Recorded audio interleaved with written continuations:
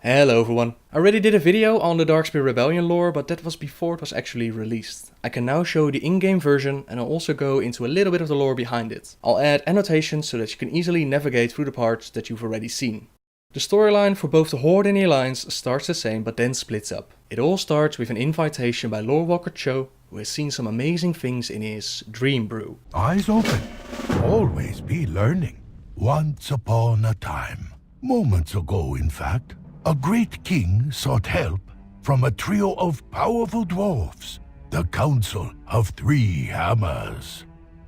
The king's scouts had discovered that Zandalari trolls threatened the dwarven capital. Surely, the king thought, if he helped them with their troll problem, they would give him more troops for his campaign against the Horde. But what the king did not realize is that the dwarves did not trust one another. "We cannot help you," said the Bronzebeard dwarf, "for if we turn our back on the Dark Irons, they will defeat the Wildhammer and take over Ironforge." "We cannot help you," said the Wildhammer dwarf, "for if we turn our back on the Dark Irons, they will defeat the Bronzebeard and take over Ironforge."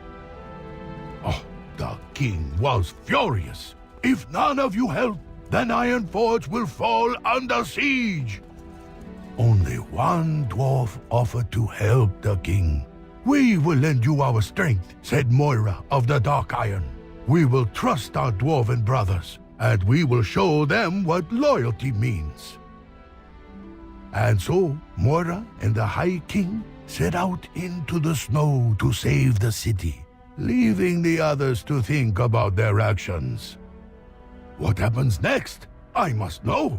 Why don't the dwarves trust each other? Well, once upon a time the three clans, namely Bronzebeard, Wildhammer and Dark Iron, all lived together in Ironforge and they had one ruler named Modemus Envolmar. Modemus died and after that a civil war between the dwarves erupted.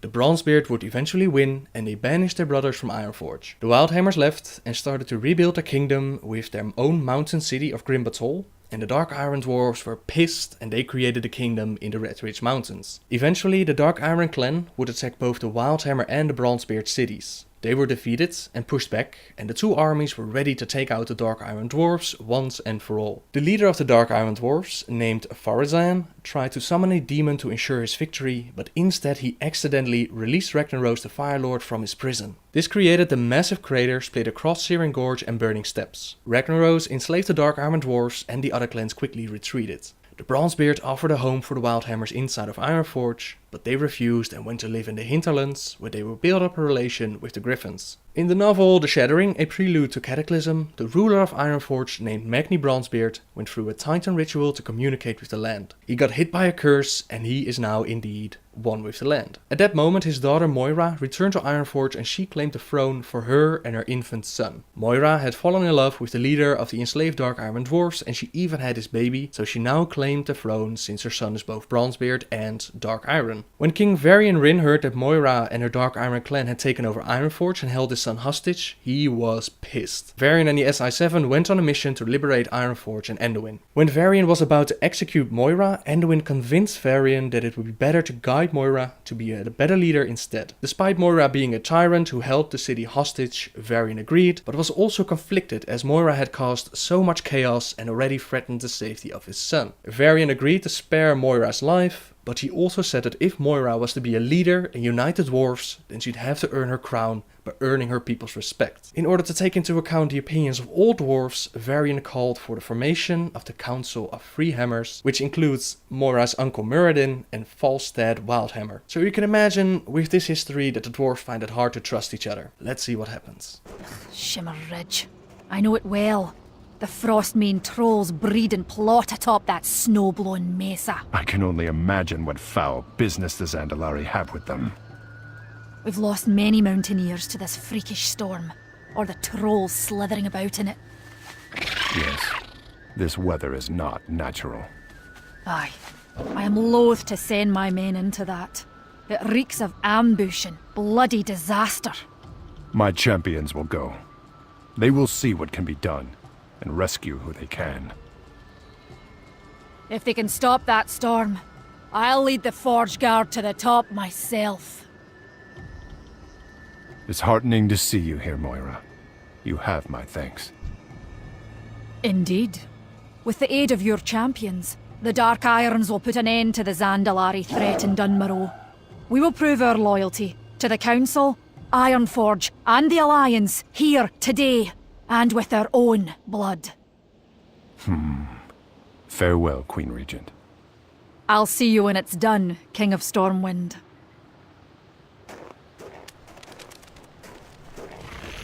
Here's the lay of it.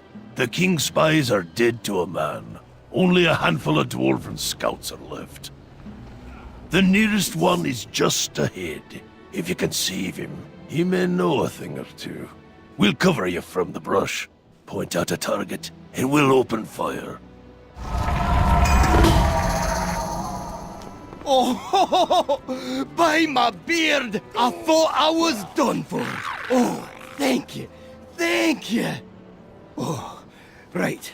Now, did the human king send you? Oh, his spies are all dead, and most of us are too. I saw him dragging Boldbrew, kicking and biting towards some hut south of here.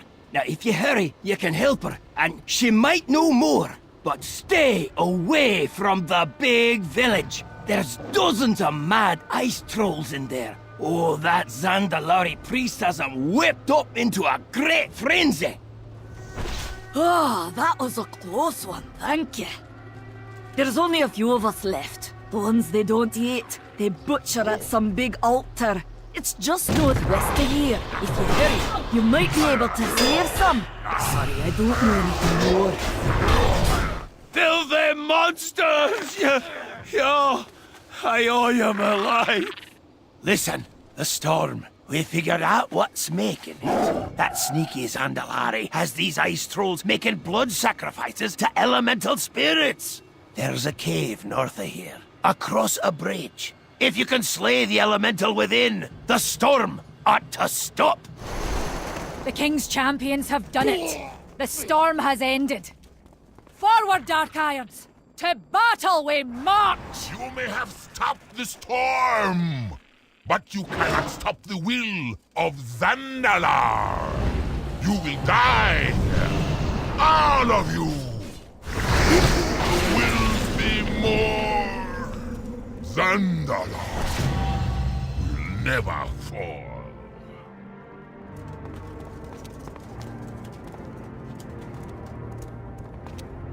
Well fought. I see the Dark Irons are as formidable as ever. That they are, King Varian. And at the service of the Alliance, I might add. For that, I'm glad. The Bronzebeards and Wildhammers will regret not having been here to share in your glory. Better they're grateful for the clansmen spared death on this miserable hillock. We sought to protect and impress, not to shame. Well, you've done just that. Come, let us return to Ironforge and announce your victory to the Council. The High King, his champions, and the Dark Iron Dwarves worked together to save Ironforge.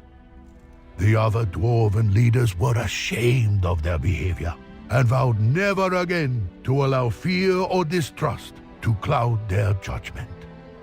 And so it was a human king who helped to unite the dwarven clans so long divided. Free to trust one another, all three dwarven leaders pledged their full strength to the Alliance cause. Meanwhile, in the city of Orgrimmar, War Chief Garrosh Hellscream sent goblin dig teams all across the continent of Pandaria. He promised gold and riches to any who could discover for him the hidden secrets of this land that filled Pandaria with such a dark and powerful energy. To my surprise, his people have found something right here in the Sacred Vale. What will happen now? Oh, the story is still being written. Thank the laws of physics you're here. found something down there. Something huge! And all of a sudden the rocks started fighting back and everyone went crazy! It's bad business! Please! Just make it all stop!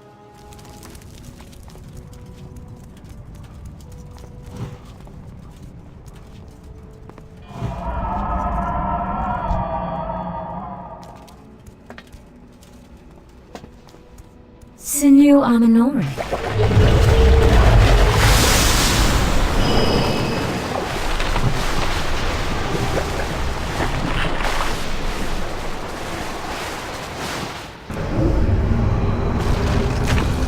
Containment failure. Active defense matrix enabled. I only see.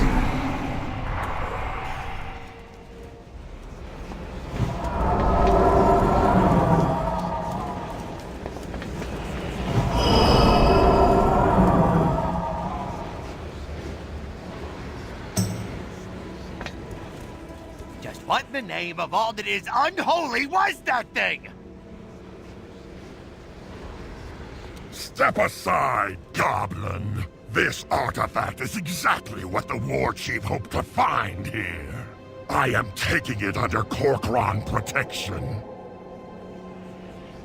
Oh, don't you worry none. I don't think anyone wants to touch that thing again. I'll collect our money and we are out of here. Hey, what is this, huh? This is barely a fifth of the promised payment. You are paid for all workers present, Foreman. The War Chief does not compensate the dead. No. See, there's a contract. Payment in full is required. This is what has diluted the vitality of our precious hoard. The War Chief graciously permits the families of the dead to live in his city. To die in the service of the Horde should be a great honor. But you see it as another opportunity to line your filthy pockets. Your kind disgusts me. Small, weak, honorless as thieves. Be thankful the War Chief still tolerates your presence at all. Yeah, we'll see who's got Garrosh's backward coats. What was that, Goblin? Oh yeah, hey, no, nothing, your hugeness, for the Horde, and all that. Bye! So Garrosh ends up with the container that holds the spirit, or essence, or echo, or whatever of Y'Shaarj. Melkorok makes perfectly clear as to how Garrosh envisions his horde, and the goblins are not part of that vision. So, even as the Alliance binds itself ever closer together, the Horde is ripping itself apart. My friend, something is about to give. I wish I could experience the next chapter of the story, but alas, I am just a storyteller. You, brave hero, you are strong enough to leap into the center of events as they transpire. Go now, go to Durotar. Make your mark as history unfurls around you. Lorewalker Cho sent you to Durotar, and this is where the storyline splits up. I'll start with the Horde side of it. When you reach the Shrine of Two Moons, you see a conversation between Taranzu and Sunwalker Desko. Taran, what have your people done? You've dredged open a scar within our sacred veil. Lord Zu, please understand. The Orc War Chief who ordered the deed no longer speaks for the whole of the Horde. Many voices are rising up against him. Your politics are no concern of mine. Your Horde has disrespected the sanctity of this place. You are no longer welcome here. Leave at once. Give us the opportunity to bring Garrosh to justice. Sunwalker, I respect your people. You have aided us in our campaign against the Shah and the Thunder King. Otherwise, I would have already ordered the Shadowpan to purge this entire shrine. But my patience is at an end. The Horde must leave. Please, give us time to make this right. Very well. You have until season's end. No longer. We Pandaren are no strangers to dealing with tyrants. The coming battle will try your souls. May the Celestials guide your actions. The digging in the Vale by the goblins has created a huge scar in the land and Taranzu is kicking the horde out. Thankfully, Sunwalker Desko managed to talk him out of it and now we have some more time to bring Garrosh to justice. When you reach Orgrimmar, you can see that the Kor'kron are taking over. The troll area is infested by them and the troll NPCs can't talk to you right now. Gammon, however, is holding the fort like a boss. Outside the fortress you can see many more Kor'kron marching and preparing for battle. They fortified the shorelines, trolls are being held at gunpoint, and even Warlord Zila has joined Garrosh's ranks. Warlord Zila is the current leader of the Dragonmaw clan. The Horde has actually helped her become this during the Cataclysm, and it means that Garrosh has the support of Proto-Drakes. Dragonmaw clan, as the name suggests, has a history with dragons and Deathwing. They used to have the Dragon Soul, and they still have the chain that was attached to the Dragon Soul, and even just the chain gives them power over dragons. You reach Sen'jin village, where Kita Aerotusk is waiting for you. He explains the situation. Walk with me. Vol'jin been seeing ya in just a moment. The war chief still believes Vol'jin be dead, slain by his Kor'kron assassin in Kunlai summit. Vol'jin survived, but he still remembered the sting of a Hellscream betrayal. Darkspear never die. When Vol'jin come back to us, I saw he was changed. The light of a revolution be burning in his eyes. Now look around you. The Darkspear Rebellion begins. Hellscream's worst nightmare. The spark becomes a flame. The flame becomes a fire, the fire an inferno. We gonna burn our way to the gates of Orgrimmar. But we gotta feed this war machine. Stone, wood, oil, meat. We be needing them in large supply. That's where we need you. Go speak to Vol'jin. Prepare yourself. From here on out, we be asking more of you than ever before. Look at us three. Back to the sands of old Durotar. It'd be just like old times. Not quite, old friend. Times have changed. The line between friend and foe is not so clear. What is Vol'jin talking about? Well, those that have played Warcraft 3 already know this, and those who haven't yet, shame on you, and go play it as soon as you can. In Warcraft 3 The Frozen Throne, there is a bonus campaign called Founding of Durotar. In this campaign you play as Rexxar, who helps Thrall and Thrall his people with the founding of Durotar. Along the way you meet Chen Stormstout and he decides to join you. Ah, greetings, my friend. I am Chen Stormstout, humble brewmaster of Pandaria. Perfect. Perfect! These are just what I needed. Here, try a sample of my latest creation.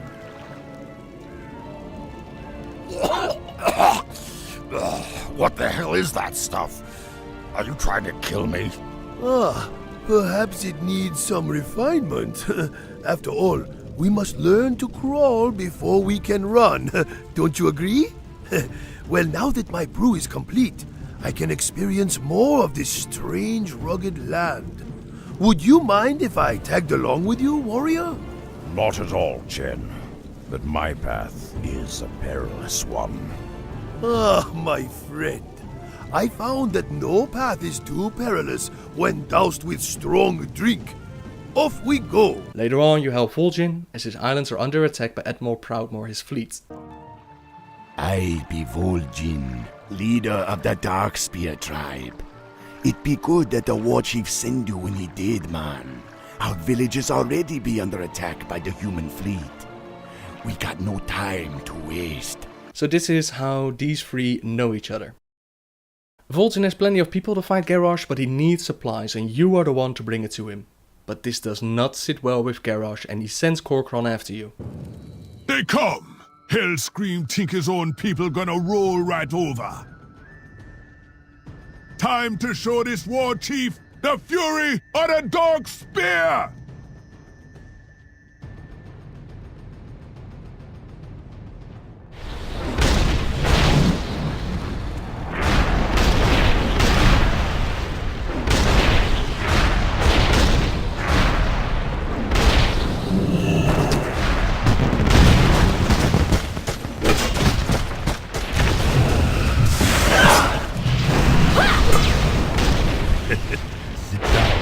Have a drink.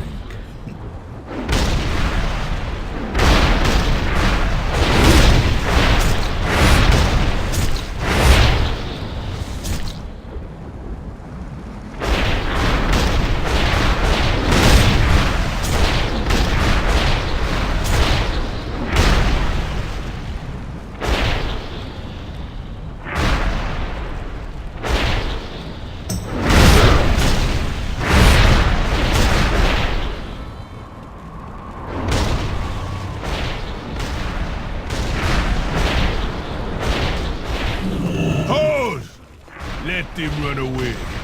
Darkspear will execute them as cowards if they go back. Sinjin village is safe.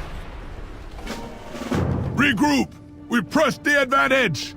Before the war chief fortifies Razor Hill, we take it for the revolution and close off the road to the barons. Anyone who can still fight, come with me! Wait, Vol'jin. Horde is spilling Horde blood. It's tearing me apart. We need you, man. I know. I trust you to lead the siege. I am needed elsewhere. I refuse to believe that all of my brethren support Garrosh. I am going to Orgrimmar, alone. Eitrigg, Saurfang, surely they are standing against Garrosh. I must find others. You set one foot in Orgrimmar, Hellscream gonna bury a knife in your neck. It's a risk I have to take. But if I am killed, please, watch over Agra and my boy. I won't hear you say such things. It has to be said, Vol'jin. If we don't make it through this, I want you to know you have always been my friend, my brother. For the Horde. For the Horde.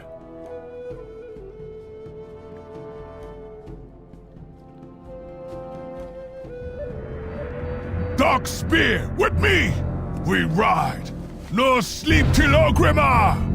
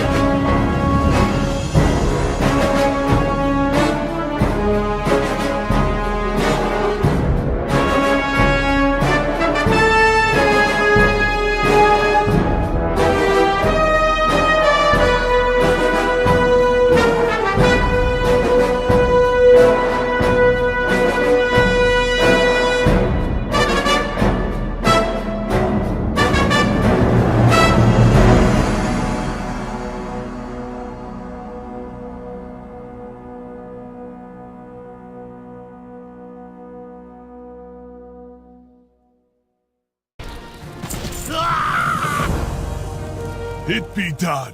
Razor Hill is ours. The war chief probably see the fires all the way from Gromash Horde. Vol'jin, you're alive. It is true then. An open rebellion against the war chief. Dang, We be needing your support. Razor Hill be but an outpost.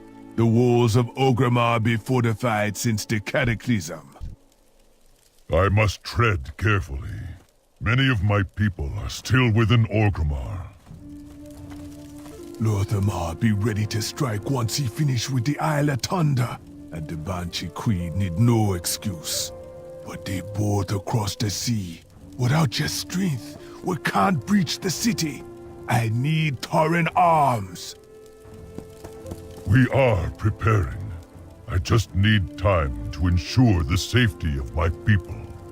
But Vol'jin... Garrosh has turned Orgrimmar into a fortress. You may need to seek out allies beyond the Horde.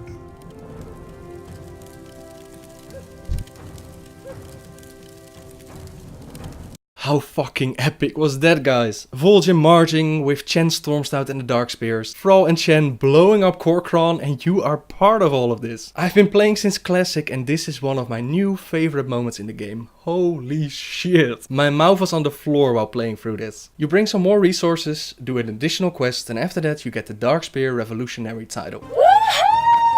The Alliance side of the story? Well, you get the same request of going to Durotar and you get a teleport from the Shrine of 7 Stars. You find Sully and Ember, members of the SI-7, cloaked and surveying the Kor'kron. You were given control over a spying cat, which you used to pick up documents and set a troll free. The documents tell about the trolls who are in an open rebellion, and you are sent to be the Alliance representative to open up talks with Vol'jin of the Darkspear tribe. A conversation takes place between Ember and Sully, and Ember explains that we're going to help Vol'jin so that he will be the spear that breaks open Hellscream's fortress. Let our enemies weaken one another while we wait in the wings for our chance to strike. You fly to Vol'jin carrying the banner of peace, and he requests of you to get him some resources and prove your loyalty. Very well. You earn me trust. I will put me faith in the Alliance to do the right thing. The Darkspear and her allies will attack Orgrimmar by land, so that you can attack her by sea. It be the only way. And that's how the Alliance gets introduced into the Darkspear Rebellion. I don't really have to go into this, do I? Honestly, this was it. Compared to one of the greatest moments in WoW, we get a fucking robot cat. Are you shitting me? Who thought it was a good idea to keep this moment for one faction only? Would it have been that hard to transform the Alliance into Horde characters and let them ride with Vol'jin? 2 of the 3 leaders here are already neutral, so I really don't get that. I'm not even saying that Alliance should have received their own story. Possibly starting from Ashenvale with Draenei and Worgen that you found so hard to put into the story, but at least let us experience this moment as well. No, we're spying and playing it smart. This way we don't lose any troops. Yeah, you keep believing that. Spying? What kind of a dumbass spy goes up to Vol'jin and asks him why we should help him? You just turned in resources to prove your loyalty, but oh no, you can question why you should help him out. And if you click once more, you will call him out on his bluff. I was reading this that caused so much drama, and really it felt forced, it felt stupid, and a last minute fix. But you do get one of the most epic titles in the game, Hordebreaker! Yeah, that title would have been great if we were actually breaking something. We're doing the exact same thing as the Horde is. Where is the breaking part? And that will show you 5.4, you just wait. Yeah, sure it will. I hate it when they start to promise things for the next patch, because it gets hyped up and they can never live up to it. It's the same excuse they used for the new scenarios instead of new heroics. We're focusing on the Siege of Orgrimmar rated 5.4, so we couldn't spend time on heroics. That's just... I know what you're thinking, Alliance whining about Horde getting a better story, but honestly you can't look at this questline and tell me that Alliance got shafted with this. Come on, you got one of the most epic moments in game ever. We got a freaking robot cat. Anyways... that's enough whining for one day, so yeah, this is how the Darkspear Rebellion starts. From this point on, you keep on killing Kor'kron, escorting caravans, and bringing resources to fuel the rebellion in 5.4. There's one more scenario that gives a clue as to what we can expect in the upcoming patch. In this scenario, you go into Ragefire to discover Garrosh's secrets. You try to blow up a vault door and you fail, but you also get attacked by massive orcs. Garrosh's experiments in Ragefire have apparently gone a lot better now, and we can only speculate as to what exactly is behind the door. My guess is that it's the essence of Y'Shaarj that we found in Pandaria. Now many people are saying that Garrosh will be infected with the Sha of Pride, which is always a possibility of course, but I would love to see this being used on Thrall instead. To see Thrall get corrupted and become a boss in the next patch, that would be amazing. But we'll see how it turns out. There was also the question of, is Thrall going to die? And although this is a risky mission that he's going on, I really doubt that Metzen will allow them to kill Lafrol. Speaking of the Shah of Pride, by the way, before you comment, for those that are still playing the game, I didn't forget that quest, but it's not part of this story, so I will use it in a different story that we still need to tell. Given all the promises and the way that this looked, I can't wait how the story continues, and I can't wait to see what they're going to do with the new raid. I hope you enjoyed the story, subscribe if you like my videos, and until next time guys, see ya!